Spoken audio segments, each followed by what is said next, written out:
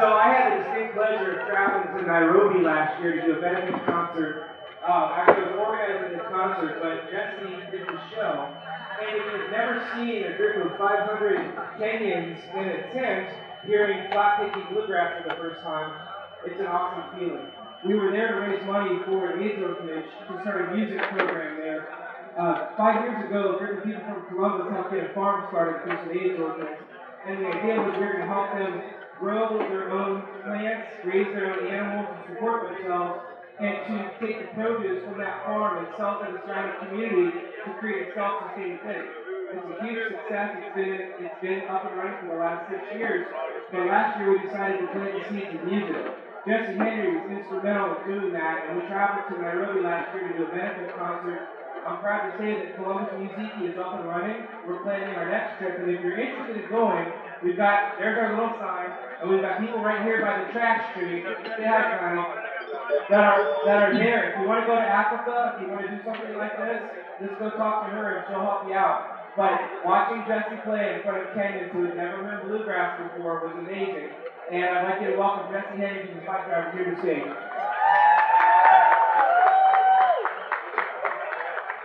Happy Comfest, Comfest!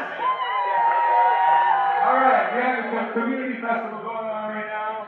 It's one of the best weekends in Columbus, and you all know that's why you come here every weekend, every year.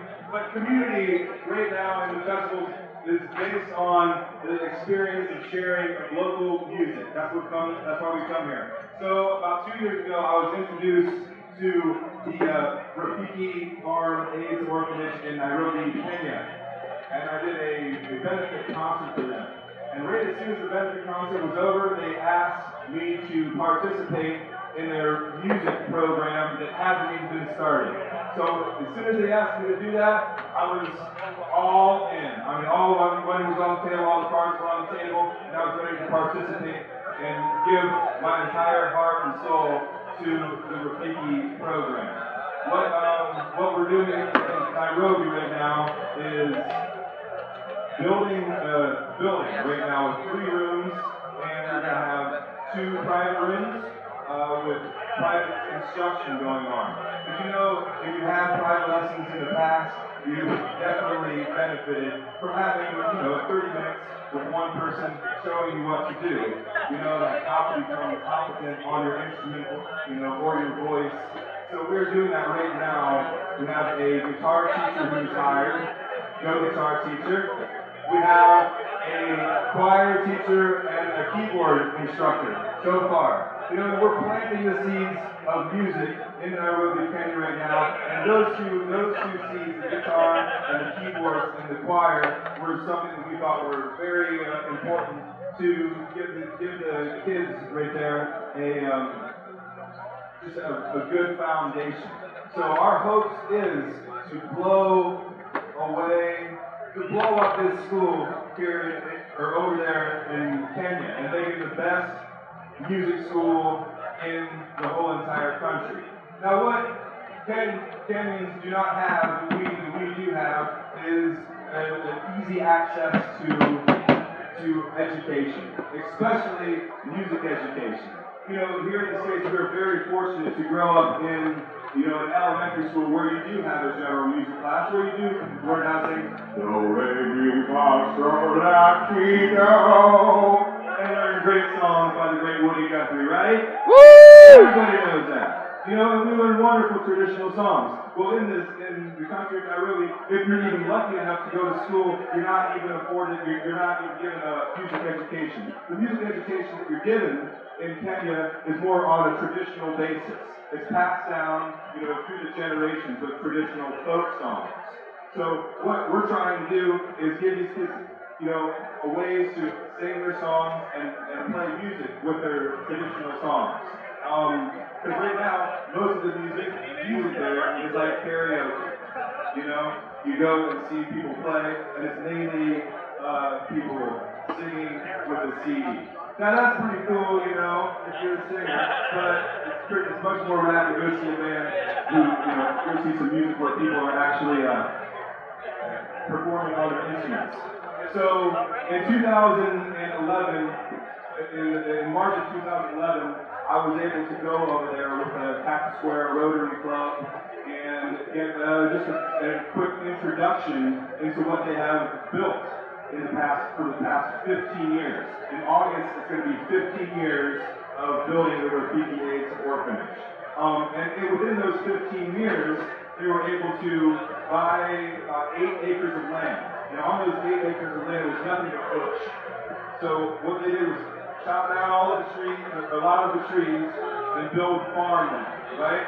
And what's really important in today's whole entire global scheme of things is being sustainable, right? So what we've done there is building a farm and digging 300 feet in the ground to get a freshwater well in order for the farm to not wilt and die. And all the produce is used to feed the kids, and the livestock is actually on there. And then whatever's left over, we end up selling, right? So that's sustainability right there with the farm. And so we have the farm, we have a medical center in Kenya, and the same thing with education is like medical care. You have to travel far distances in order to get to a hospital, in order to get treated for anything from a cold to like malaria. Everybody in East Africa gets malaria at some point, and if you do not get it treated, you could very possibly end up dying, and we do not want that to happen. So we built the Barb and Terry Davis Medical Center. Now we also have a school for education. Right now we're just educating the kids at the Rafiki orphanage, as well as inviting the kids from outside of the community, or outside of the orphanage, to come and pay for their education on the campus of Rafiki. And education is not free in Kenya. Everybody has to pay a bit for it. And it's like $100 a month, which doesn't seem like too much for us folks living in Columbus, but out there in East Africa, that's a really it's quite a bit of money. And everybody who does go to school takes their education very, very seriously. And presently, with the construction of the music school, we're also adding a 5th through 8th grade on campus. So that way our kids will not have to go out of campus to learn or to become educated. They're going to be able to be educated right on premises. And I just wanted to announce that the Rafiki Orphanage School is rated the #1 school in all of Nairobi, which I think is pretty rad. All right. Now let's talk about music. I love music. Everybody loves music. This is what joins us together, people.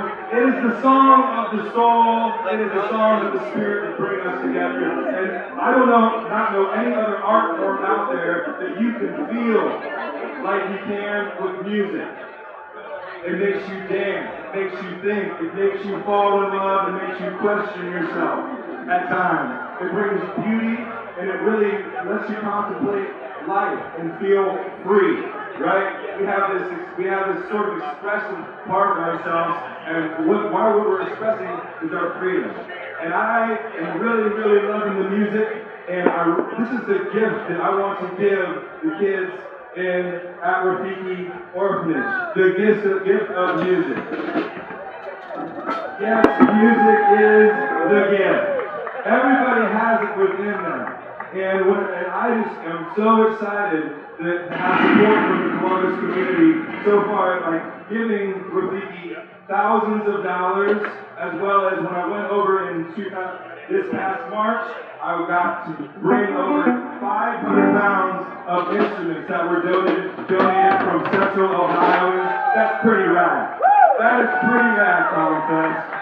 And you know what?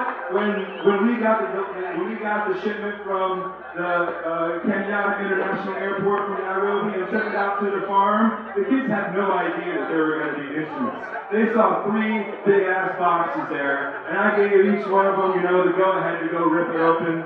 And you should have seen these kids' faces when they saw guitars, an entire drum set. Hand drums, bass, trombones, flutes, clarinets, saxophones, amps. You know, come on. That's like Christmas in March, right?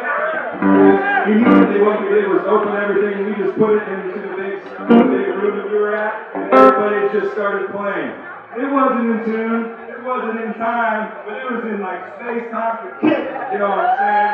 And that's what they went on, man. They didn't care about, you know, like, about what they sounded like. They were just caring about, holy crap, I'm holding the guitar. I never thought that I'd be able to hold a guitar my whole entire life, and everybody was just beating from ear to ear.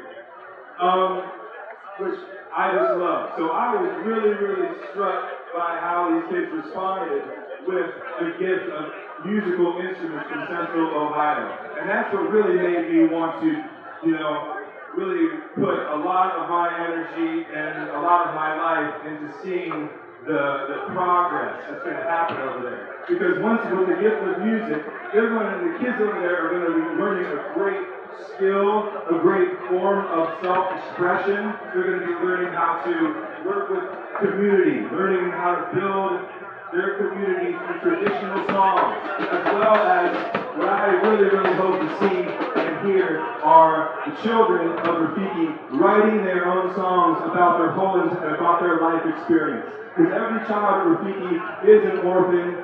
Both of their parents have passed away through the AIDS epidemic. So they have been given a second chance at the Rafiki farm. They're able to go to school. They have the bare necessities taken from. I mean, if it wasn't for the Rafiki school, these kids would be out on the streets. They'd probably be, you know, they probably wouldn't even be living right now. But the kids are so blessed to be part of Rafiki. And that they know about that they very much understand what the blessings they receive. So, I wonder if my time's coming up. I don't know. But what I do y'all see this banner over here? This Rafiki Children's Center, the Faces of the Future. What we're going to do is, and you know, I'm just wanting people to be aware that you can, you know, donate online. And what my friend Connie, where's Connie? She's over here by the tree.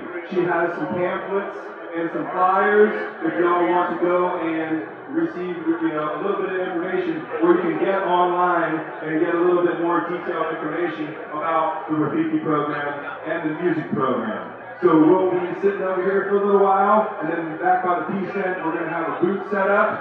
And also, I'm going to be giving the same speech when the Spike Drivers play at 2:30. I'm going to be giving the same speech and pumping everybody up when the Louis play over 5 o'clock on the jazz stage. Alright? And I don't know what more I can say other than I really, with every cell in my body, feel just really, really grateful. And I feel that I've actually had a calling from, you know, the higher powers to become part of the Rafiki program and start music. It's something I'm going to dedicate a lot of my life to. You know, when you find something like that, it really changes who you are and your outlook on life and the world. And it was a very, very life-changing experience. And I was glad that my first trip I was able to share that with Terry Trapster over there. I was really, really glad that I was able to share that with Eric Nassau and Courtney Riley and Kurt Horn and Connie and a bunch of people from the Rafiki from Columbus went over there. So if you are a musician and have any sort of interest on going to Kenya to teach music, well, I'm the dean of the music school. So all you have to do is talk to me. I've had no other titles in my life but this dean. Next time I go over there, you know, and when we get all of the robes for graduation, I'm gonna get myself a robe. Regalia. And tie-dye that robe, you know, and put a big Ohio patch there in the back of it. All right, everybody. Well, happy Comfest. Thank you all for listening, and thank you all for your positive vibes, and continue to teach love and music, and continue to support Rafiki, as well as support everybody that's around you. Happy Comfest. We're going to get ready for some hookah.